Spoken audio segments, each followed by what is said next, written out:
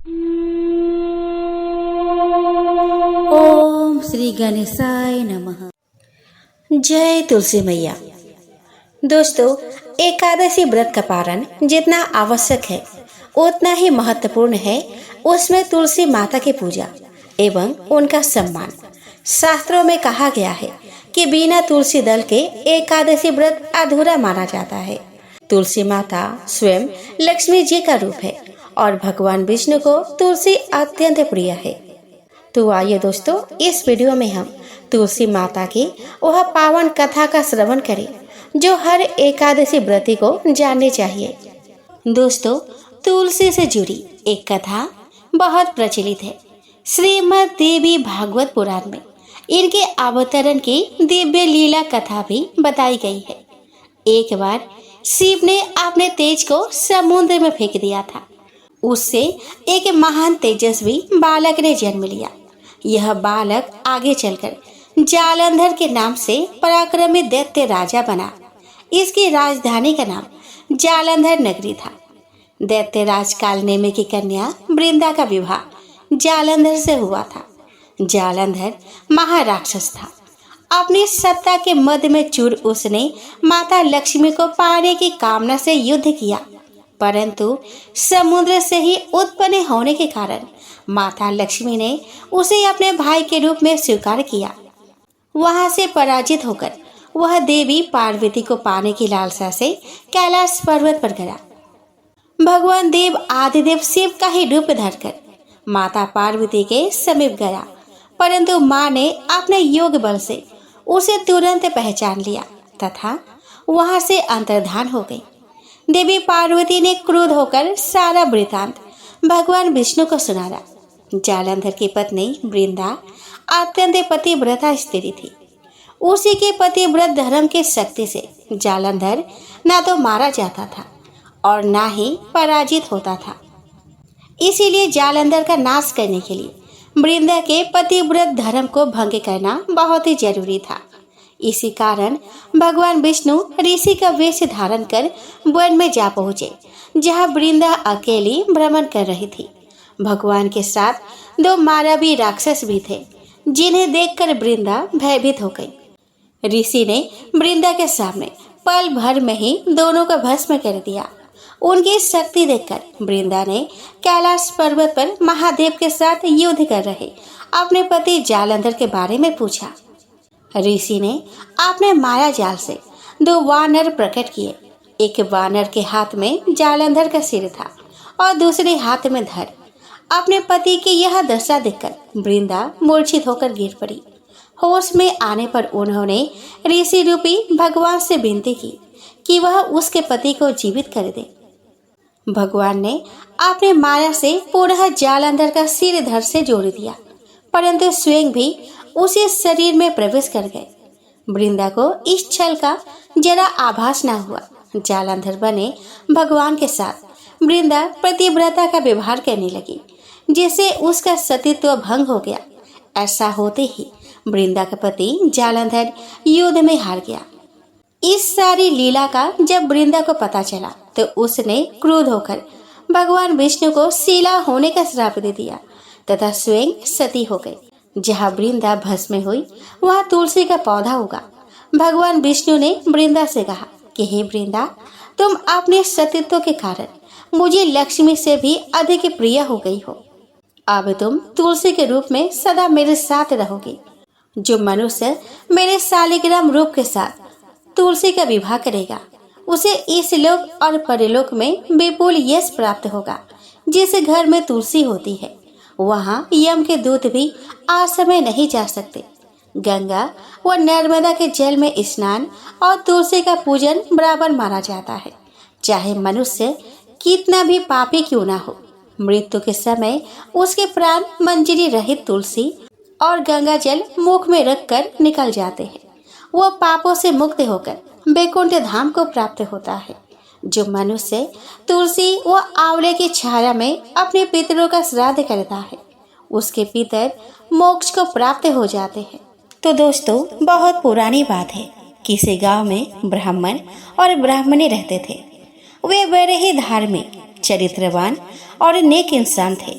वे परम विष्णु भक्त थे। वे प्रत्येक महीने के दोनों एकादशी का व्रत किया करते थे। भगवान की कृपा से उनके घर में किसी चीज की कोई कमी नहीं थी। 5 साल का बेटा था उनका। उन्होंने बड़े प्यार से उसका नाम मोहन रखा था। बड़े ही खुशहाली से उनका जीवन व्यतीत हो रहा था। एक बार की बात है, दोनों दंपत्ति निर्जला एकादशी का व्रत रखा। 10वीं का नियम पूरे विधि विधान से करी। एकादशी के दिन निर्जला उपवास रहे। एक बूंद जल तक वे ग्रहण नहीं किए। उन्होंने दिन रात भूखे प्यासे रहकर प्रभु की आराधना की। रात्रि को जागरण किया। अब आई एकादशी व्रत पारण का दिन, यानी कि द्वादशी तिथि। दोनों ब्राह्मण ब्राह्मणी ब्रह्म मुहूर्त में स्नान ध्यान किया। भगवान विष्णु को पंचामृत से स्नान कराया, भोग बनाया, दीप धूप जलाए और आरती भी करी। दिल खोलकर दान दक्षिणा भी दिए, परंतु वे एक बात भूल गए। उन्होंने भगवान को तुलसी दल अर्पित नहीं किया। जल्दबाजी से यह गलती उनसे हो गई। अब इस बात से अनजान वे दोनों पारण करने बैठे। आंगन में उनका बेटा खेल रहा था। जब वे पहला ग्रास मुख में रखने ही वाले थे, तभी उनका नजर आंगन में खेलते हुए उनके बेटे पर पड़ी। उन्होंने देखा कि एक बड़ा सा अजगर उनके बेटे को निगल रहा है। वे दोनों दौड़े भागे आए आंगन में, पर तब तक वह अजगर उनके बेटे को पूरी तरह से निकल चुका था और वह जंगल की ओर भाग गया। अब ब्राह्मण और ब्राह्मणी करे तो क्या करे, ऐसा क्यों हुआ उन्हें पता ही नहीं चला। दोनों माथा पकड़ कर बैठ गए। उनके दुख का कोई सीमा नहीं रहा। रो रो कर उनकी हालत खराब हो गई। वे अब करे भी तो क्या करे। यह बात आगे की तरह पूरे गांव में फैल गई। सभी लोग डर के मारे अपने अपने बच्चे को घर में बंद कर दिए, ताकि उनके बच्चे को वह अजगर उठाकर ना ले जाए। पूरे गांव वाले सदमे में थे कि यह क्या हो गया। उस गांव में एक बुढ़िया माई भी रहती थी। जब उन्होंने यह बात सुनी तो वह दौड़ी दौड़ी चली आई ब्राह्मण और ब्राह्मणी के पास। ब्राह्मण और ब्राह्मणी ने सारा हाल कह सुनाया कि कैसे उन्होंने निर्जला एकादशी का व्रत किया, कैसे उन्होंने आज पारण के दिन भगवान की पूजा करी, उन्हें क्या भोग लगाया, दान दक्षिणा में क्या क्या दिया। बुढ़िया माई ने जब छानबीन की तो उन्हें पता चला कि आज के दिन वे भगवान को तुलसी दल का भोग नहीं लगाया है। तब बुढ़िया माई ने ब्राह्मण और ब्राह्मणी से कहा कि तुम लोगों ने एकादशी का व्रत तो की, पर बिना तुलसी अर्पण किए भगवान को भोग लगाया। यह व्रत अधूरा है। जिस तुलसी को श्री हरि के चरणों में स्पर्श प्राप्त है, उसका तिरस्कार कर तुमने पुण्य की जगह अपुण्य कमाया है। तुलसी दल के बिना भगवान विष्णु भोग ग्रहण नहीं करते हैं। उन्हें भोग न लगा के तुम लोग पारण करने बैठ गए, इसीलिए शायद वे तुम लोगों से नाराज हो गए हैं। यह सुनकर ब्राह्मण और ब्राह्मणी दोनों कांप उठे। उन्होंने बुढ़िया माई से कहा कि हे माता, अब आप ही बताइए कि अब हम क्या करें। बुढ़िया माई ने कहा कि तुम लोग देर न करो, अभी भी समय है। भगवान को दोबारा भोग लगाओ और हाँ, इस बार तुलसी दल चढ़ाना नहीं भूलना और अपने गलती की माफी भी मांगना। ब्राह्मण और ब्राह्मणी ने ठीक वैसा ही किया। भगवान विष्णु को भोग लगाया, तुलसी दल अर्पित करी, तुलसी माता का पूजन अर्चन किया, उन्हें भी भोग लगाया, जल अर्पित करी और अपने गलती की माफी भी मांगी। देखते ही देखते वह विशाल अजगर जंगल से वापस आया और उसके पुत्र को उगलकर फिर जंगल के तरफ चला गया। भगवान विष्णु, तुलसी मैया और एकादशी माता की कृपा से उनका बच्चा सही सलामत था। तो दोस्तों, इस कथा से यह सिद्ध होता है कि तुलसी माता के बिना विष्णु पूजा अधूरी है। पारण के समय भगवान को तुलसी दल सहित भोग लगाना आवश्यक है। तुलसी न केवल एक पवित्र पौधा है, बल्कि वह साक्षात देवी है, जिनकी पूजा से पापों का नाश होता है। तो दोस्तों, व्रत की पूर्णता केवल उपवास में नहीं, भावना और नियमों के पालन में है। एकादशी व्रत के पारण में तुलसी माता का पूजन, उनका सम्मान और तुलसी दल अर्पण करना यह सब ना भूले, क्योंकि यही है सच्चे व्रत की पूर्णता। तो प्रेम से बोलिए तुलसी मैया की जय। दोस्तों, एक गांव में एक गरीब बुढ़िया रहती थी। उसका अपना सगा कोई नहीं था। वो दिन रात कान्हा जी के भक्ति में लीन रहा करती थी और रोज सुबह गंगा स्नान करने जाती थी।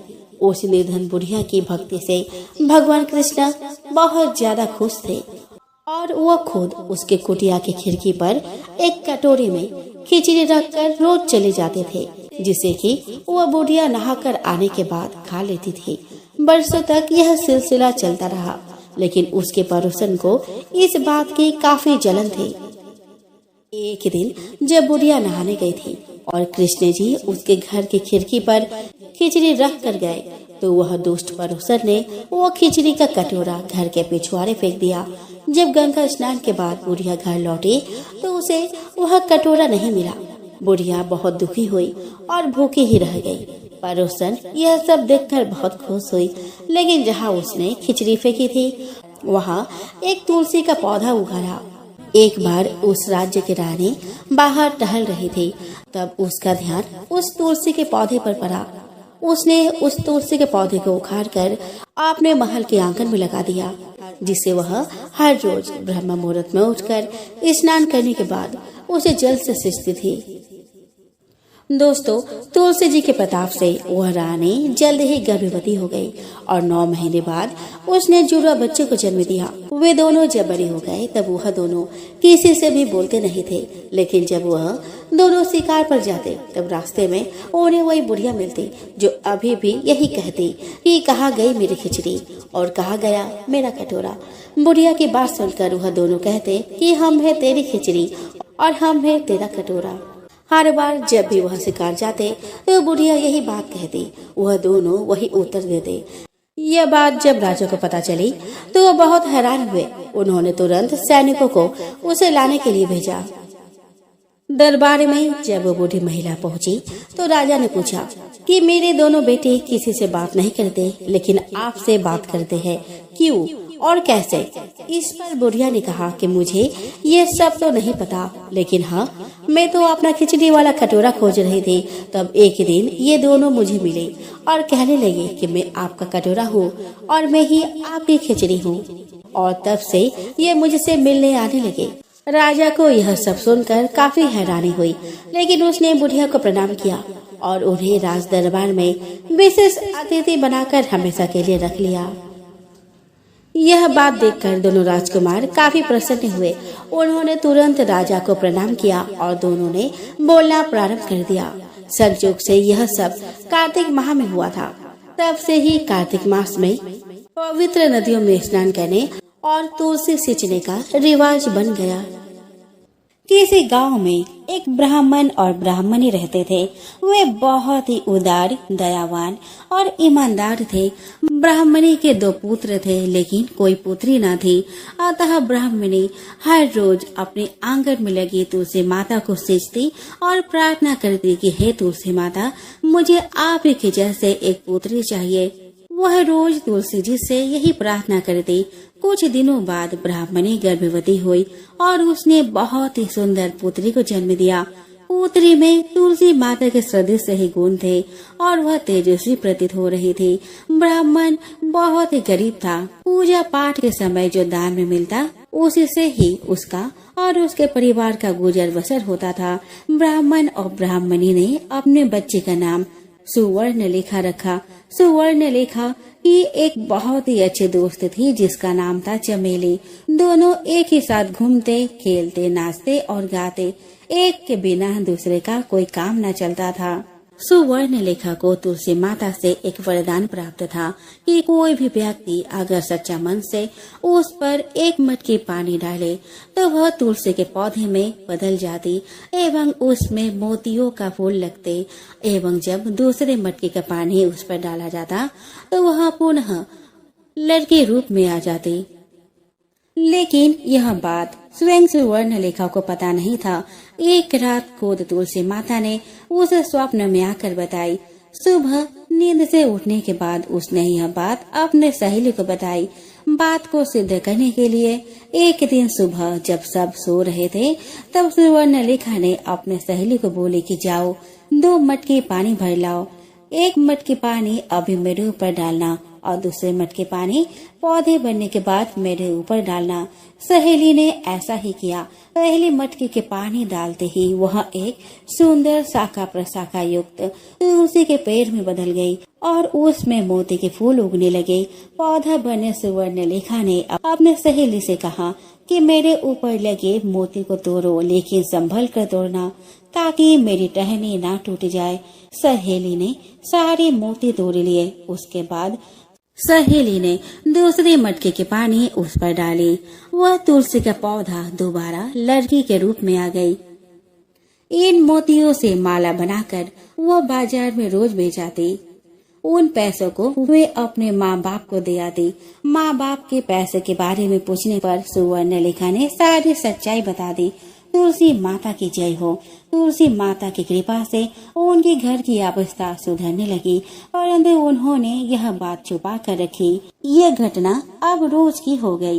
दिन बीतने के साथ साथ ब्राह्मण अब धनवान हो गया था। सुवर्णलेखा देखने में बहुत ही सुंदर थी। एक बार बाजार से आते वक्त उस राज्य के राजकुमार से उसका मुलाकात हुआ और देखते ही देखते दोनों में प्यार हो गया। राजकुमार सुवर्णलेखा से सच्चा प्यार करता था और सुवर्णलेखा भी राजकुमार से सच्चा प्यार करती थी। दोनों परिवार के मत मिलने पर दोनों का विवाह हो गया। सुवर्णलेखा अपने ससुराल चली गई। सुहाग रात के दिन सुवर्णलेखा ने अपने सच्चाई अपने पति यानी कि राजकुमार को बताई। राजकुमार से बोली कि तुम 2 मटकी पानी भर कर ले आओ। राजकुमार 2 मटकी में पानी भर कर लेकर आए और 1 मटकी का पानी उस पर डाला। पानी डालने के साथ ही वह तुलसी के पौधे में बदल गई। उसमें मोतियों का ढेर लग गए। राजकुमार यह देखकर आश्चर्यचकित रह गया। फिर उसने दूसरे मटके की पानी डाली तो वह पुनः लड़की के रूप में आ गई। सुवर्णलेखा राजकुमार को बताती है कि यह सब तुलसी माता का दिया गया वरदान है और दोनों सो जाते हैं। सुबह जब राजकुमार का बहन अपने भैया के कक्ष में आती है तो वह आश्चर्यचकित रह जाती है, क्योंकि पूरे कमरे में मोती बिखरे पड़े थे। उसने भाभी से पूछा कि भाभी क्या बात है। ननद के हट करने पर भाभी सब कुछ बता देती है। ननद बहुत चंचल थी। वह यह बात अपने दोस्तों को बता देती है। ननद अपने भाभी से बार बार मोती के पेड़ बनने को कहती है और राजकुमार मना कर देता है। एक बार राजकुमार को राज्य से बाहर कोई काम से जाना पड़ा। ननद इसी समय का फायदा उठाकर भाभी के पास जाती है और मोती के पेड़ बनने के लिए हट करती है। भाभी के मना करने पर वह बोलती है कि भाभी सिर्फ एक बार ही, उसके बाद मैं आपको कभी भी नहीं कहूँगी। भाभी मान जाती है और वह कहती है कि यह आखिरी बार तुलसी का पौधा बनेगी। दूसरे दिन ननद भाभी को लेकर दूर के एक बगीचे में गई। 2 मटके पानी भरा। उसने पहला मटके के पानी उस पर डाला। पानी डालते ही वह तुलसी का पौधा बन गई। तुलसी के पौधा बनते ही ननद अपने दोस्तों को, जो कि पेड़ों के पीछे छिपकर सब देख रहे थे, उनको पुकारती है। वे सभी बाहर निकल आते हैं। उसने अपने दोस्तों से कहा कि देख, मैंने बोला था ना कि मेरी भाभी मोती का पेड़ बनती है, अब विश्वास हुआ ना। और ननद के दोस्त बहुत ही बदमाश थे। वो मोती को उसके टहनियों के साथ तोड़ने लगे। टहनियां को पकड़ पकड़ कर झूमने लगे, जिसके कारण तुलसी के कई डाल टूट गए। सभी दोस्त मोती तोड़कर वहां से भाग गए। ननद ने जैसे तैसे दूसरे मटके के पानी डाली और वहां से भाग गई। पानी ठीक से ना पड़ने के कारण वह पौधा आधे ही लड़की बन पाई थी। शाम हो गई। भाभी घर पर ना पहुंची। ननद से पूछने पर ननद ने बोल दिया कि मुझे नहीं पता, मैं तो आज दिन भर घर पर ही थी। चारों ओर सुवर्णलेखा को खोजा गया पर सुवर्णलेखा कहीं नहीं मिली। कुछ दिन बीत गए। एक लकड़हारा उसी जंगल में वह लकड़ी काटने आया। उसने सारे टूटी टहनियों को लकड़ी समझकर उठा लिया और अपने ठेले गाड़ी में रखकर अपने घर को चला गया। इधर काम खत्म होने पर राजकुमार अपना घर वापस आया एवं सुवर्णलेखा को ढूंढने लगा। लोगों ने कहा कि वह घर छोड़कर भाग गई है, पर राजकुमार को विश्वास नहीं हुआ। राजकुमार सुवर्णलेखा के बिना उदास रहने लगा। उधर एक दिन लकड़हारा लकड़ी काट रहा था। उसी समय उसे उस लकड़ी के ढेर में से रोने की आवाज आई। उसने उस ढेर में देखा एक छोटा सा मांस का टुकड़ा था जिसमें से कहरने और रोने की आवाज आ रहे थे। लकड़हारे ने उसे संभाल कर उठाया और कहा कि तुम कौन हो और तुम्हारी ऐसी अवस्था किसने की है। तो सुवर्णलेखा ने सारी बात बताई। तब लकड़हारे ने उसे उस बगीचे में लेकर आया जहाँ से वह उसे उठा कर ले गया था, पर दुर्भाग्य से उस पौधे के बाकी हिस्से उसे नहीं मिले। अतः लकड़हारे ने सोचा कि उसे राजकुमार को ही सौंप देना अच्छा होगा। अतः उसने राजकुमार को खबर भिजवाई। राजकुमार भागते भागते सुवर्णलेखा के पास आया और उसे देखकर रोने लगा। सुवर्णलेखा ने सारी बात कह सुनाई। राजकुमार सुवर्णलेखा को लेकर राजमहल आया। उसने बड़े बड़े ब्राह्मणों को बुलाया एवं इसका उपाय पूछा। ब्राह्मणों ने कहा कि यह तुलसी जी का वरदान है, तो तुलसी माता ही इसका कोई रास्ता दिखाएगी। सब ने तुलसी माता की गुहार लगाई और तुलसी माता प्रकट हुई। उन्होंने सुवर्णलेखा को ठीक कर दिया एवं आशीर्वाद देकर अंतर्ध्यान हो गई। राजकुमार ने अपनी बहन एवं उसके दोस्तों को दंडित किया एवं राज्य से निकाल दिया। सुवर्णलेखा एवं राजकुमार खुशी खुशी रहने लगे।